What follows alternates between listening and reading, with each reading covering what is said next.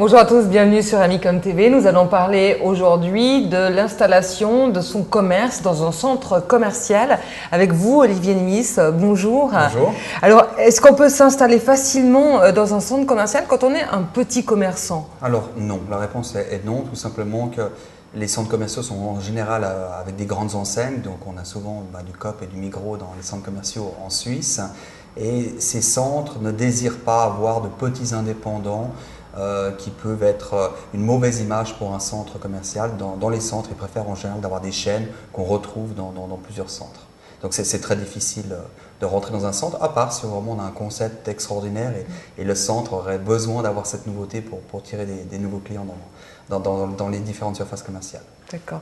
Quelle est la différence entre l'exploitation d'un magasin dans un centre commercial ou en ville pour peut-être une même enseigne? Alors si on a un petit commerçant, c'est clair que c'est difficile aujourd'hui de s'installer dans un centre commercial parce qu'il y a une gestion des horaires qui est difficile. Moi, je dis toujours attention d'entrer dans un centre commercial quand on est une petite entreprise. C'est beaucoup de contraintes puisqu'on a des horaires d'ouverture qui sont plus importants que dans le commerce de détail, dans une rue traditionnelle.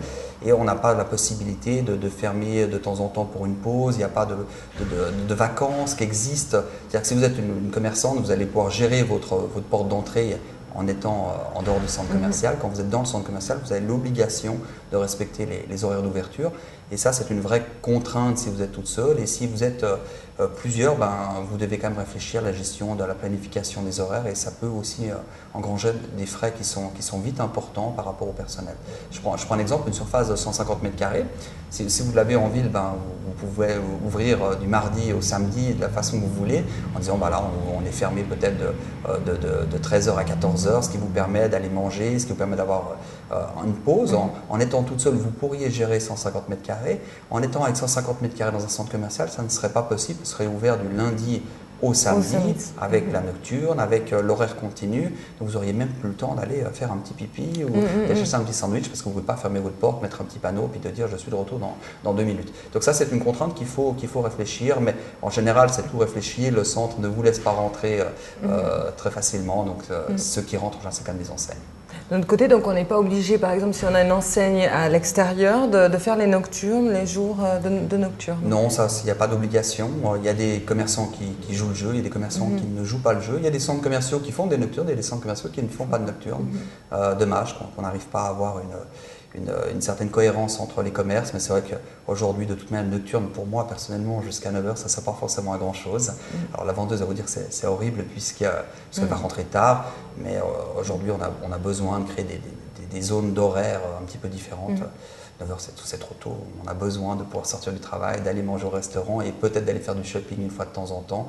Nos amis français savent le faire dans des périodes différentes des nôtres et on le voit très bien quand nous, nos centres commerciaux ne sont pas ouverts ici en Suisse, on voit qu'en France voisine, c'est ouvert et que tous les Suisses courent de l'autre côté de la frontière. C'est bien dommage pour notre commerce. Mais même les différences de jours fériés d'un canton à l'autre poussent souvent les Genevois, le jour des Genevois vont faire leurs courses dans le canton de Vaud. Enfin, c'est assez fréquent. C'est vrai.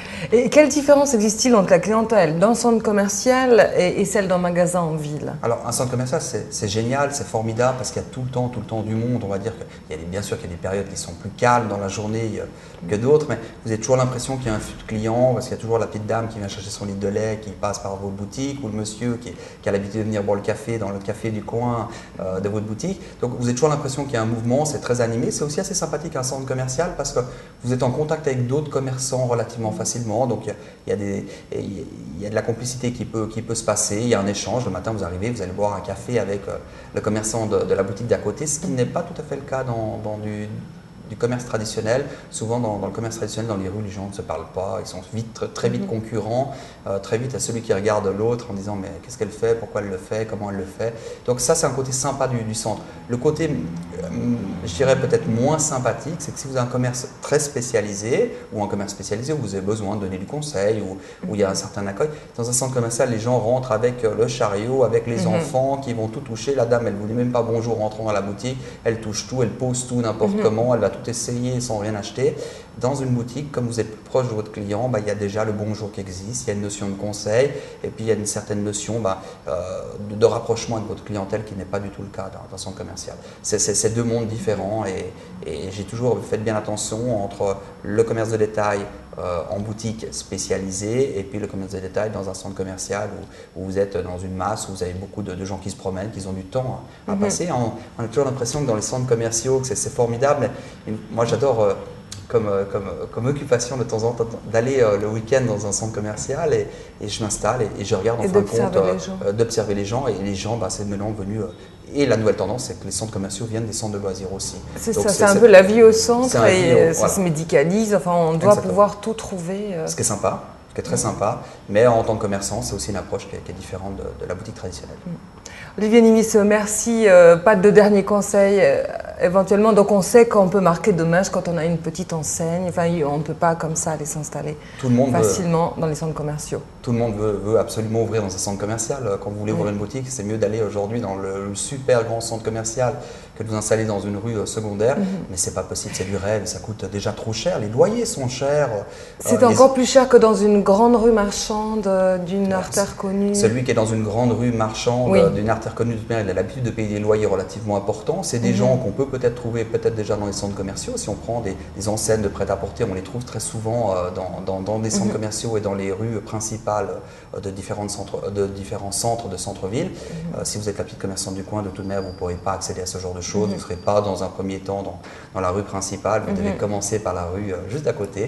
Et les loyers, c'est vrai que sont quand même importants dans un centre commercial. Mais, de nouveau, le loyer est toujours proportionnel. Est-ce qu'aujourd'hui, il faut payer un petit loyer et puis ne pas forcément avoir des gens qui passent devant la vitrine, ou vaut mieux peut-être payer un petit peu plus puis d'avoir du monde tout le temps parce qu'on est dans un endroit magnifique et le centre commercial était quand même un endroit magnifique au niveau du mouvement. Je n'ai pas forcément dit des affaires, mais du mouvement. Mais est-ce qu'il y a des différences par contre de location d'endroits suivant les centres commerciaux dans une grande ville comme Genève?